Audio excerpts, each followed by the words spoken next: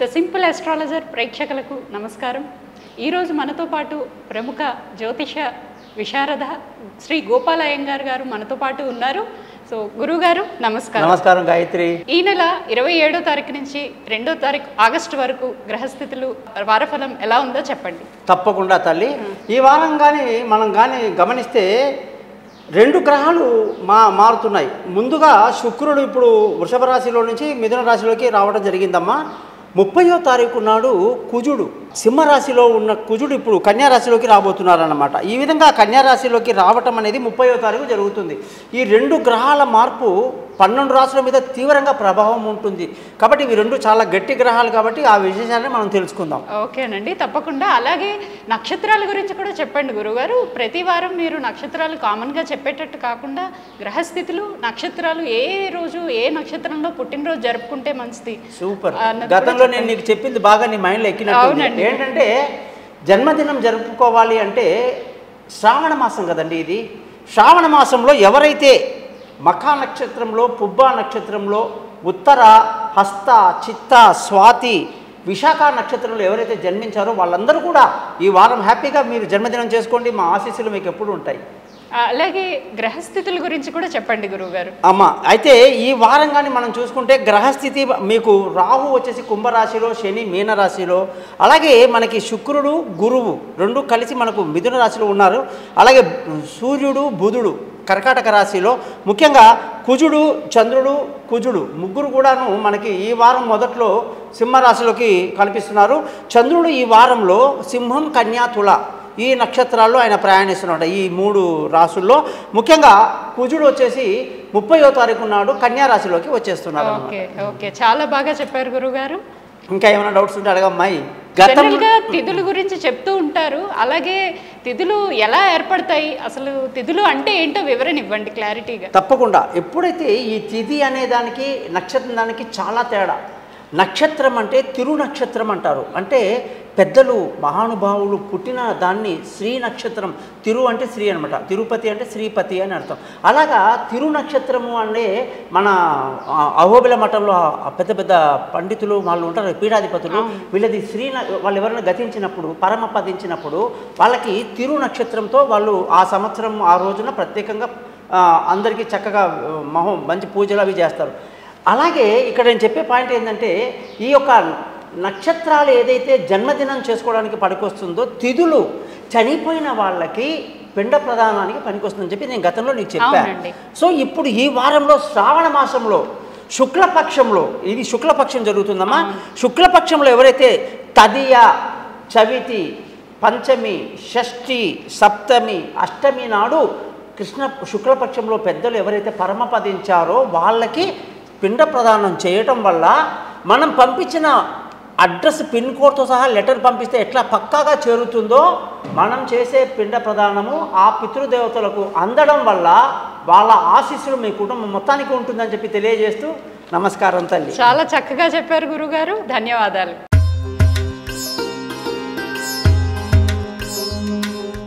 The simple astrologer ప్రేక్షకులకు నమస్కారం. ఈ వారం కుంభరాశి వాళ్ళకి 27వ తారీఖు జూలై నుంచి 2వ తారీఖు ఆగస్టు వరకు ఎలా ఉందో మనం తెలుసుకుందాం. ఈరోజు మనతో పాటు ప్రముఖ జ్యోతిష్య రత్న శ్రీ గోపాల్ అయ్యంగార్ గారు ఉన్నారండి. గురుగారు నమస్కారం. నమస్కారం గాయత్రి గారు. ఈ వారం కుంభరాశి వాళ్ళకు 27వ తారీఖు జూలై నుంచి 2వ తారీఖు ఆగస్టు వరకు ఎలా ఉన్నాయో వారఫలం చెప్పగలరు. అలాగే ఇప్పుడు కుంభరాశి రాశ్యాధిపతి కుజుడు మనకి కన్యా రాశిలోకి రావటం వల్ల ఎలా ఉంటుందంటారు? దానివల్ల దుష్ప్రభావం ఏమైనా అష్టమం అంటారు కదండి. సో దాని స్థానం వల్ల ఎలా ఉంటుందంటారు? ఏమైనా భయపడేది ఉందా? అదొక్కటే చెప్పగలరు. ప్రేక్షకులందరికీ నమస్కారం. నాయన, ఈ వారం అంటే ప్రతి ప్రశ్నలో కూడా అమ్మాయి గారి డెవలప్మెంట్ బాగుంది. తప్పకుండా ఆవిడ నా సీట్లో, నేను ఆవిడ సీట్లోకి వచ్చే రోజు వచ్చేసిందని చెప్పేసి అనుకుంటున్నా. ఈ క్వశ్చన్ ఏంటంటే కుంభరాశి వాళ్ళు గమనించాలి. ఆమె అడిగిన ప్రశ్న బాగా ఆలోచించండి. ఇక్కడ తమాషా కాదు. కుంభరాశికి కుజుడు అష్టమంలోకి వస్తున్నాడు అంటే కన్యా రాశిలోకి 30వ తారీఖు ఎంటర్ అవుతున్నాడు. దాని ప్రభావం ఎలా ఉంటుందని అడిగారు గాయత్రి గారు. అత్యంత దుష్ప్రభావం ఉంటుంది. ఇది అన్నదమ్ముల మధ్య కొట్లాటలు, లేనిపోని గొడవలు, కోర్టు కేసులు, అన్ని ప్రాబ్లమ్స్ వస్తాయి. అన్నిటికంటే భయం ఎక్కువ ఉంటుంది. ఇంతకన్నా ఎక్కువ ఏంటంటే ఉద్యోగానికి అధిపతి కుజుడు. కుజుడు అష్టమంలో రావడంలో ఉద్యోగాలు ప్రమాదంలో పడతాయి.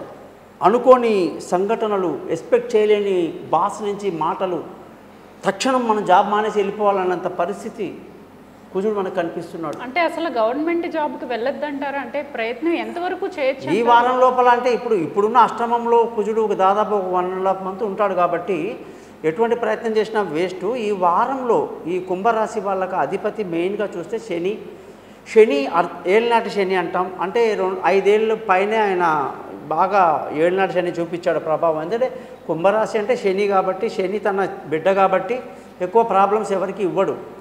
కానీ వెళ్తూ మంచి చేస్తున్నాడు కుంభరాశికి. ఈ బాగానే ఉంది.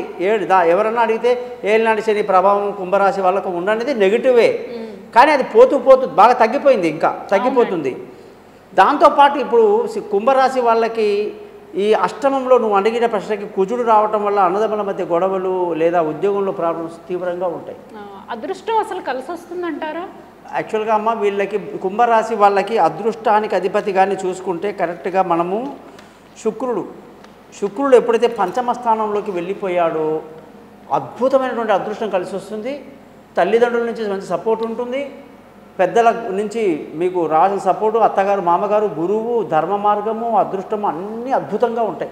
ఆరోగ్య స్థానంలో ఎలాంటి జాగ్రత్తలు తీసుకోవచ్చు అంటారు? ఆరోగ్య విషయం వీళ్ళకి చంద్రుడు ఆరోగ్యానికి అధిపతి.